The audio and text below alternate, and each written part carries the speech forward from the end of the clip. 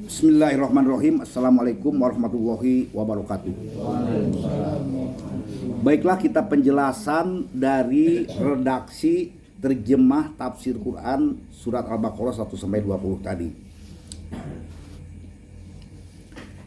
Dilihat dari lapan atau material kalimat yang tersusun dalam ayat pertama surat Al-Baqarah ini, yakni tersusun dari huruf alif, lam, dan mim. Sepintas lalu tampak merupakan kalimat yang tidak memiliki arti dan atau bahkan sangat sulit untuk diartikan.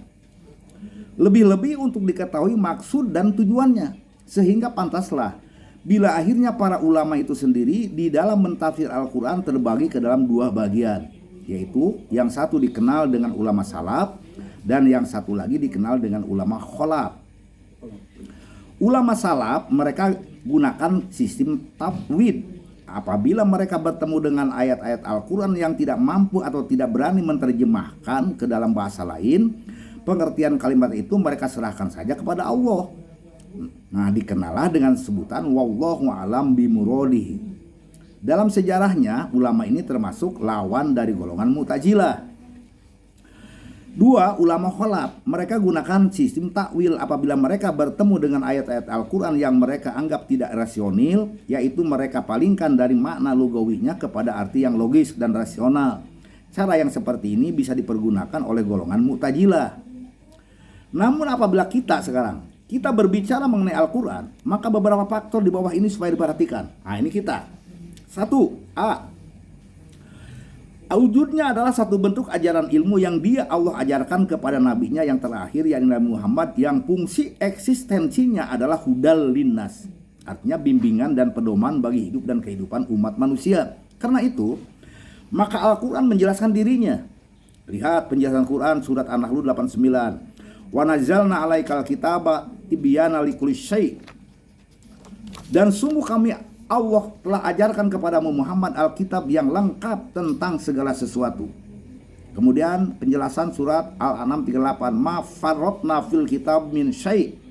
Tidak satupun keterangan yang tertinggal dalam kitab Quran ini.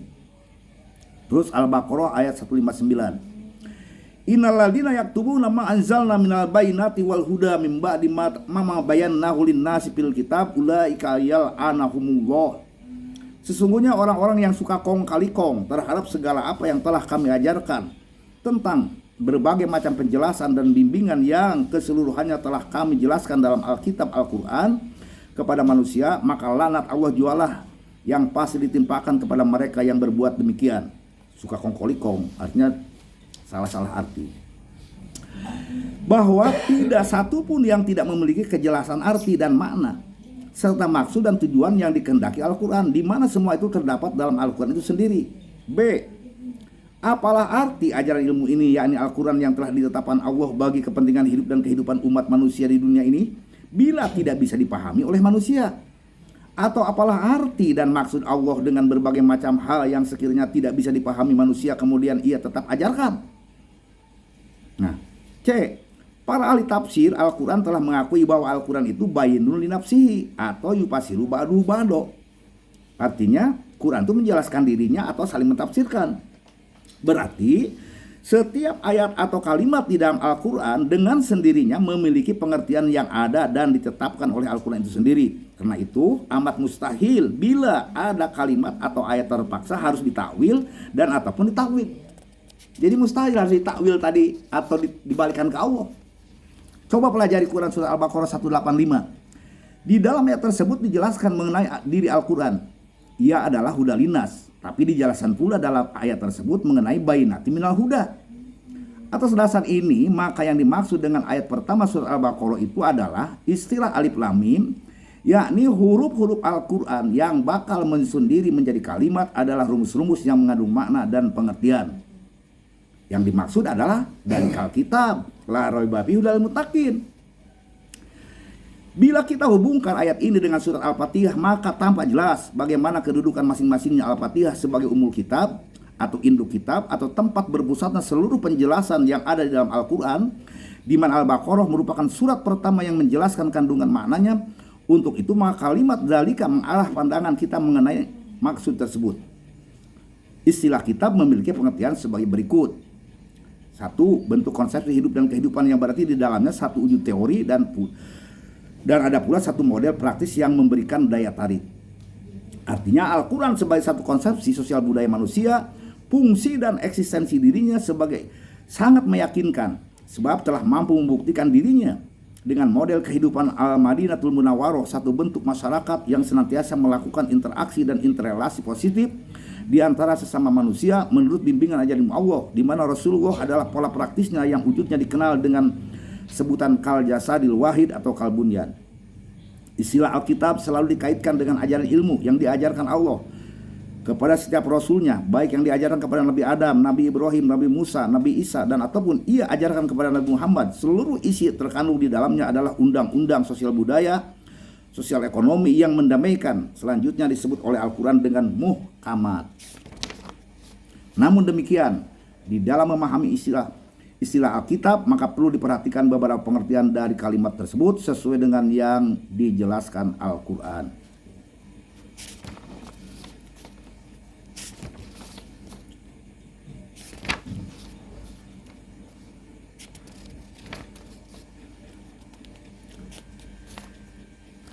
Istilah la raibapi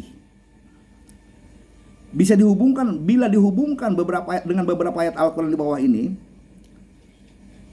sebab Al-Quran yang menjadi landasan bagi ketidakpatutan kita sebagai umat manusia menurut sikap tidak untuk bersikap ragu terhadap ayat Al-Quran ini adalah: 1.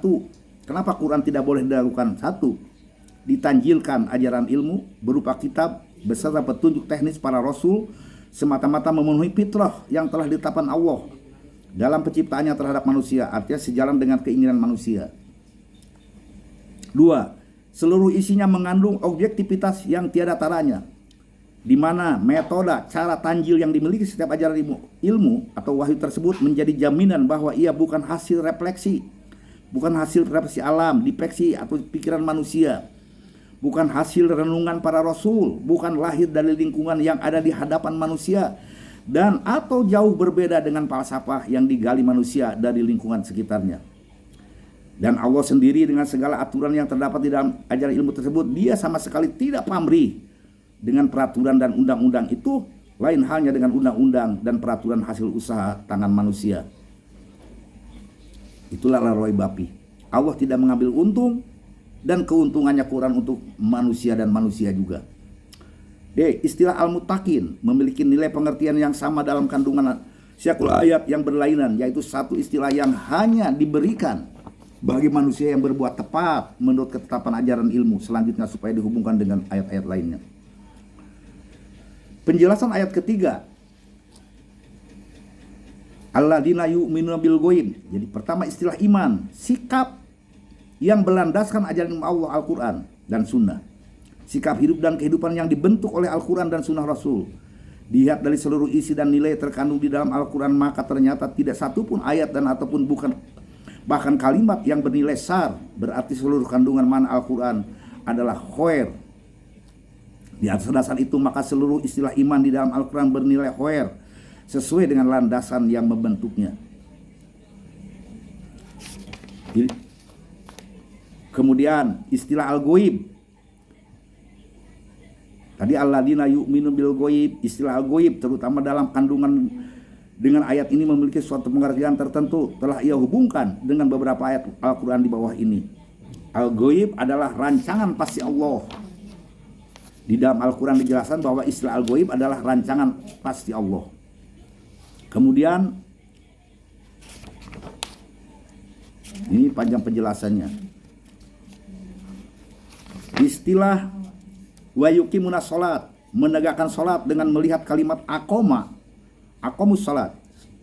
Dengan melihat kalimat aqoma saja kita bisa memahami bahwa pekerjaan sholat harus selalu tegak dalam segenap aspek hidup dan kehidupan setiap muttaqun, sebagai pertanda dari pernyataan sikap untuk selalu berbuat tepat menurut ajaran ilmu Allah atau al-ghaib.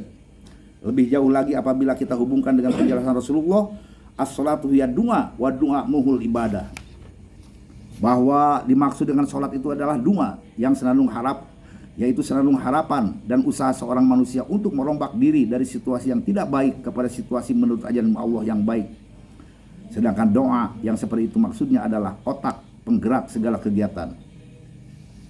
Istilah infak adalah pengeluaran dan pengorbanan yang dilakukan setiap mutakun, baik berupa harta benda dan ataupun jiwa. Infak adalah suatu bentuk kegiatan pengorbanan, di dalamnya mencakup sodakoh dan zakat. Infak suatu bentuk pengorbanan yang tidak terbatas, tergantung dari situasi dan kondisi yang menghendakinya.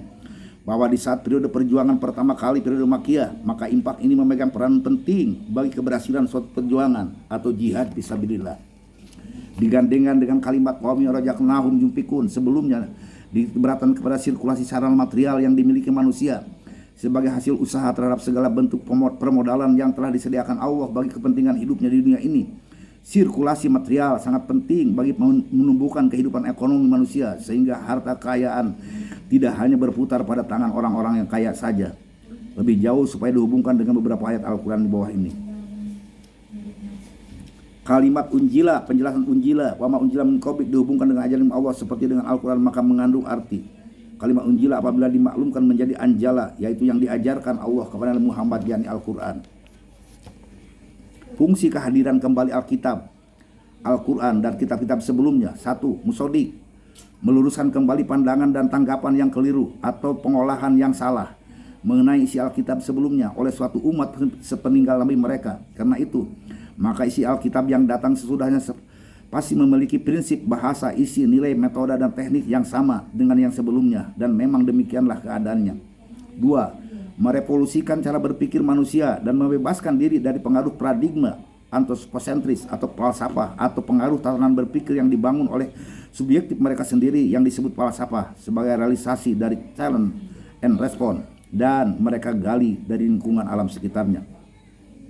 3. Untuk membangun kembali jamaah Islam, satu bentuk masyarakat yang harmonis dan setimbang, yaitu satu bentuk masyarakat model Al-Madinatul Munawwaroh. Di dalamnya berlaku undang-undang sosial budaya atau ekonomi menurut bimbingan ajaran Allah di dalam Alkitab. Di sini pula lah tampak tugas pokok setiap Rasul, penata dan contoh untuk masalah teknis pelaksanaan yang tepat menurut gumpalan Alkitab. Istilah akhirat memiliki pengertian segala sesuatu yang datang kemudian, baik semenit sesudahnya dan sejam, sehari, seminggu, sebulan, setahun, dan nanti sesudah kehancuran ataupun dunia ini. Termasuk pula di dalam istilah akhirat proses kehadiran ajaran ilmu ke dalam cara berpikirnya, tumbuhnya kesadaran hidup menurut tuntunan ajaran Allah, kemenangan suatu perjuangan menegakkan bentuk kehidupan sosial budaya menurut konsepsi Allah dalam Al-Quran dan Sunnah Rasulnya, di mana terhadap segalanya itu mengandung sifat-sifat kegaiban dan non-material yang dengan mudah bisa diraba manusia dan dilihat dengan mata telanjang. Namun demikian bagi setiap mutakun tetap dalam kondisi yakin kebenaran untuk masa mendatang.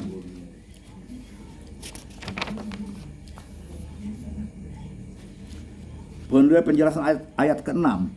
Innalladzina kafaru, istilah kafir, setiap orang yang melakukan pengingkaran terhadap ajaran ilmu Allah dan sunnah Rasulnya, dan atau setiap orang yang bersikap negatif terhadap itu, termasuk juga dalam kategori kafir sifat munafik, intip-intip dulu, bermuka dua, bermata jereng dengan tanda-tanda tertentu sebagaimana yang dijelaskan Al-Quran dan sunnah Rasul. Demikian pula dengan musyrik, dualisme dalam berpikir atau fasik, mudah mengudar ikatan janji untuk hidup menurut ajaran Allah. Sikap mereka yang seperti itu sebagai akibat dominasi hawa nafsu terhadap cara berpikir sehat mereka, sehingga mereka bergerak dalam hidupnya ini menurut tuntunan perut dan seksnya.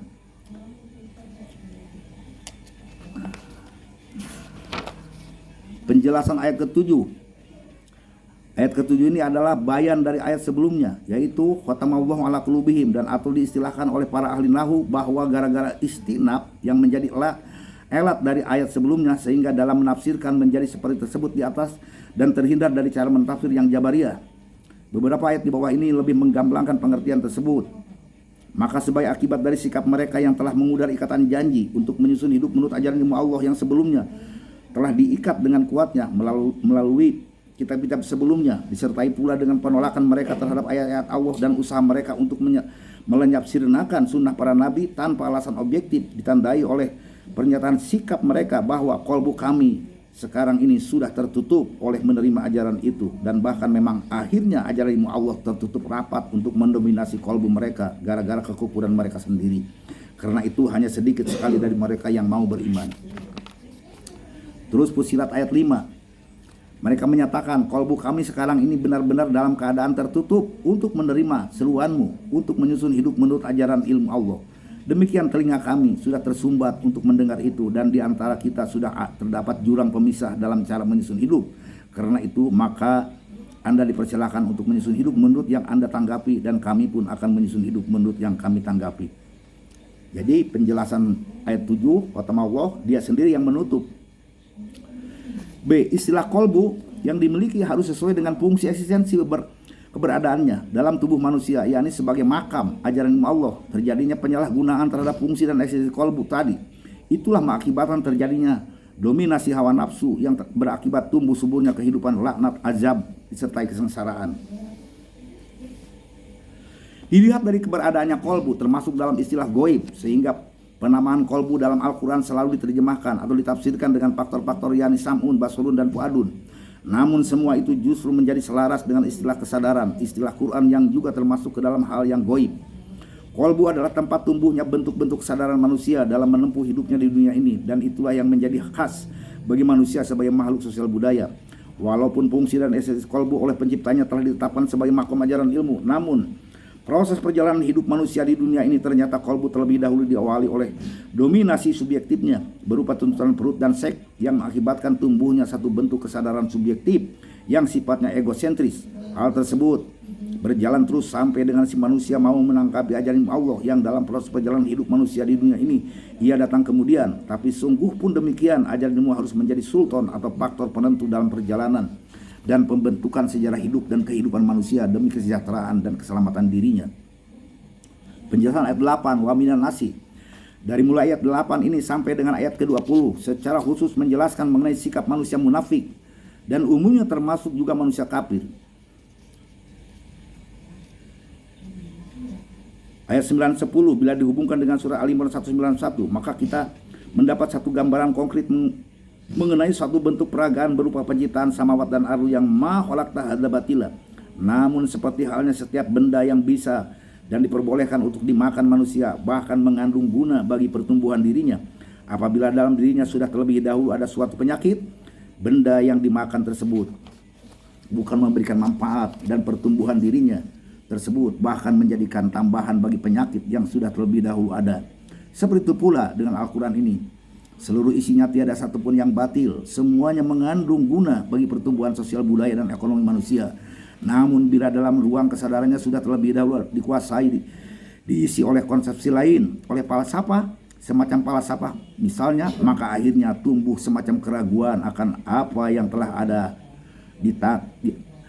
semacam keraguan yang apa yang telah ada di tangan, tapi enggan untuk mengambil kebenaran tersebut walaupun mereka akui adanya. Itu ayat 10 tadi. Karena dia udah ada falsafah, tauhid pikir tasawuf, Quran benar tapi nggak mau. Karena dia sudah di situ tadi, sudah sakit oleh falsafah. Ayat 11, bentuk konsepsi hidup dan kehidupan di luar ajaran Allah memiliki sifat-sifat tertentu, terutama dalam proses kelahirannya, yaitu 1. Tidak diberi julukan konsep ilmiah, walau bagaimanapun juga hebatnya rangkaian keterangan yang terkandung di dalamnya, hal itu didasarkan kepada kondisi yang dilahirkan oleh hasil usaha manusia, sehingga objektivitas yang terkandung di dalamnya tetap saja subjektif.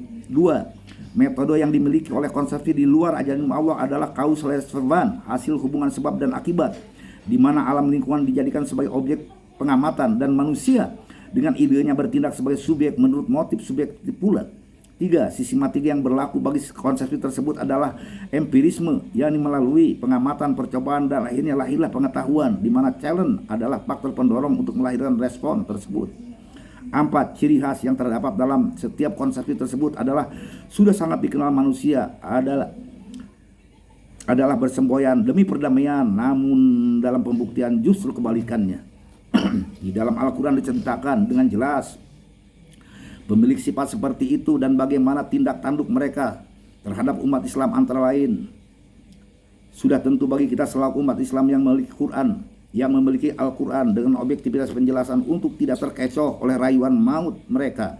Sebab senyum yang mereka lontarkan adalah sama dengan seringai singa kelaparan.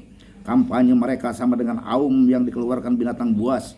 Dan jangan sekali-kali beranggapan bahwa mereka itu sedang mengajak kita bercanda Mereka lah biang kerok kehidupan ini, mereka pula pelaku makar sosial budaya. Penjelasan 13:14. Penjelasan 15:16, istilah yang ditetapkan Allah bagi setiap manusia yang menyusun hidup dan kehidupannya menurut ajaran ilmunya disebut dengan mukmin, yang berhak untuk memangku jabatan khalifah di permukaan bumi, di mana dia adalah pewujud kehidupan sejahtera dan mendamaikan, tidak saja bagi kepentingan diri dan lingkungan sesamanya, tapi juga rahmatan lil alamin. Seluruh semesta kehidupan manusia di dunia bisa menikmatinya. Karena itu, maka setiap usaha untuk membunuh manusia mukmin sama dengan menggali kuburan bagi masal manusia itu di dunia ini, yang berarti melakukan penghancuran total bagi segenap aspek hidup dan kehidupan manusia itu sendiri. Hal itu didasarkan kepada landasan bertindak yang dilakukan setiap mukminun, bukan idea yang timbul dan tumbuh dari dirinya yang menjadi subjek bagi perilaku tersebut, tapi ditentukan dan dituntun oleh ajaran Allah. B. Penggunaan istilah tijaroh mengandung arti perdagangan di sini digunakan untuk memudahkan interpretasi manusia terhadap yang dimaksud, di mana secara pasti setiap manusia mengetahui bahwa usaha perdagangan adalah untuk menumbuhkan satu bentuk kehidupan sejahtera, mengalihkan dirinya dari kemiskinan menuju kepada keadaan yang menyenangkan. Seperti itu pula dengan syariat Islam ini, ia sebagai modal yang sangat meyakinkan bagi pertumbuhan kehidupan sosial budaya dan ekonomi manusia yang selaras dengan keinginan manusia. Ayat 17. Maksud perumpamaan memberikan gambaran jelas mengenai usaha mereka untuk menyusun suatu konsepsi sosial menurut interpretasi yang mereka hasilkan dari alam sekitarnya. Memang sementara waktu mereka merasa menemukan jalan keluar dari kekusutan kehidupan sosial ekonomi melalui konsepsi yang mereka hasilkan itu, akan tetapi di saat datang kepada mereka penjelasan objektif Allah melalui para rasulnya, ternyata konsepsi sosial ekonomi yang mereka hasilkan itu tak memiliki arti dan kebenaran sedikit pun. Kenyataan seperti itu mereka akui sendiri, baik kekeliruan mereka dan ataupun kebenaran yang terkandung di dalam ajaran ilmu Allah. Namun karena mereka sudah terlalu lama dan terbiasa dalam kondisi keliru dan yang salah tersebut, akhirnya kebenaran ajaran ilmu mereka tolak dan tenggelamkan mereka dalam kebiadaban yang tiada taranya. Penjelasan ayat 18. Sesuai dengan kepastian ilmu Allah, apabila diri seorang sudah tidak ingin diatur atau tidak siap untuk menyusun hidup menurut kepastian ajaran ilmunya, maka dengan sendirinya dia akan dikuasai oleh hawa nafsunya yang berakibat sarana akliyah mereka samun, basrun, dan fuadun tidak mau untuk digunakan sesuai dengan rancangan pasti ilmu Allah. Penjelasan 11-20 yang dimaksud dengan perumpamaan awan hitam dan tebal memenuhi ruang angkasa adalah ungkapan bagi wujud kehidupan sosial budaya dan ekonomi mereka yang munafik, yang sudah didominasi oleh tradisi jahiliyah dan membentuk sikap mereka. Namun demikian, keterangan-keterangan ajaran ilmu Allah tersebut dikumandangkan dan bagi mereka keterangan-keterangan tersebut terasa bagaikan halilintar dan kilat siang hari bolong dan menimbulkan berbagai macam kegoncangan dan kepanikan terhadap usaha mereka membangun hidup dan kehidupan menurut subjektivismenya, sehingga mereka anggap bahwa keterangan ilmiah ajaran tersebut menjadi ancaman bagi kemusnahan tradisi jahiliyah mereka. Suatu bukti otentik dan secara langsung bisa dibuktikan setiap orang dengan catatan mau mengakui secara objektif bahwa segala konsepsi apapun mengenai sosial budaya yang dihasilkan oleh manusia atau segala bentuk falsafah apapun yang disusun manusia untuk tujuan pengaturan sosial budaya ekonomi manusia, baik idealisme, masrik, dan ataupun materialisme atau maghrib, baik yang disebut liberalisme, individualisme, ataupun kolektif komunisme, sepanjang sejarah kehidupan umat manusia dunia ini tidak pernah memiliki kemampuan lain kecuali membuat manusia semakin diselimuti oleh berbagai macam keresahan, frustasi, saling mencurigai, dan berbagai macam atribut butut lainnya. Dimensi yang dipancarkan ajaran ilmu Allah dengan istilah barkun pada ayat ini sebenarnya terhadap mereka sendiri diakui objektivitas yang terkandung di dalamnya dan kemampuan ilmiah serta pembuktian dalam sejarah kehidupan umat manusia di dunia ini. Sehingga dalam poin-poin tersebut tadi, dan khusus mengenai pengaturan sosial budaya, comot sana comot sini sering mereka lakukan.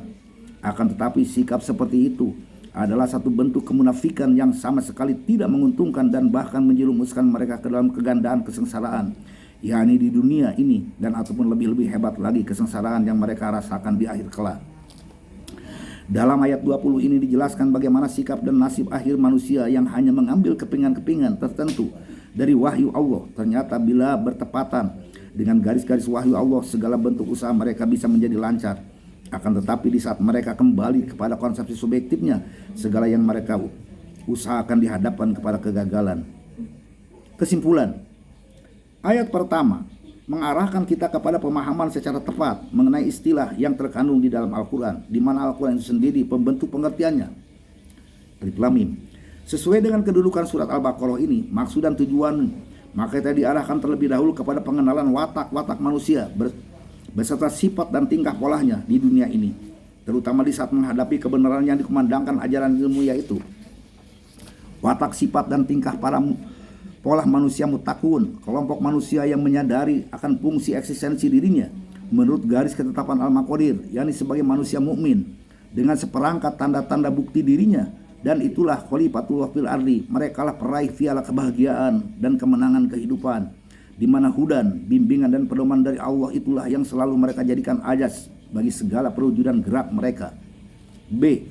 Watak sifat kafirun dan tingkah pola kelompok, yakni orang-orang yang menolak mentah-mentah kebenaran ajaran Allah, kebenaran yang terkandung di dalam Al-Quran, dan mereka mempertahankan konsepsi subjektifnya yang walaupun selalu dihadapkan kepada berbagai macam kegagalan, mereka lupa daratan, mereka melupakan fungsi eksistensi dirinya, dan akhirnya mereka menjerumuskan diri mereka ke dalam kancah kehidupan sosial penuh serigala buas, dan mereka bertarung di sana dan abadi dalam wujud kehidupan seperti itu. Mereka selalu berusaha untuk bisa keluar dari kekuasaan tersebut, tapi ternyata mereka memasuki lagi tempat itu. Itulah lingkaran setan. C. Watak, sifat, dan tingkah pola kelompok munafikun, kelompok muzabzab. Nasib mereka lebih gawat lagi. Mereka senantiasa dihantui oleh berbagai macam kebimbangan, dan justru dengan sikap ragu itulah menjerumuskan mereka ke dalam arena kehidupan bermuka dua, di mana gerak mereka sewaktu-waktu ada kecenderungan untuk membenarkan syariat Islam, terutama apabila sedang berada dalam lingkungan umat Islam dan kebudayaan Islam yang kal jasadil wahid. Akan tetapi tidak lama kemudian mereka kembali lagi kepada kekufuran mereka dengan selimut khawatir terhadap kehancuran konsep sosial yang mereka miliki.